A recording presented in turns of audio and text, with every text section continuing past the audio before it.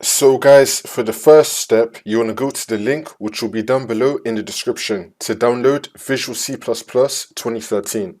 And now once you're on this, you want to scroll down, choose your language, and then click on download.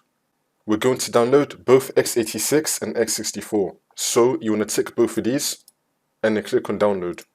If this comes up, you want to click on allow, which will now download both of them.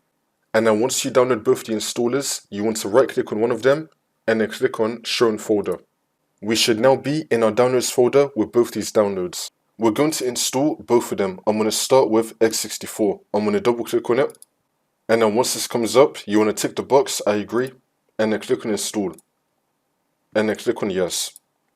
It's now going to start installing. And then once that's been done, we can now close out this. And now for the other one, x86, you want to double click on it. And then do the same thing. You want to tick the box, I agree, and then click on install. And then click on yes. It's now going to start installing. And then once that's been done, we can now close out this.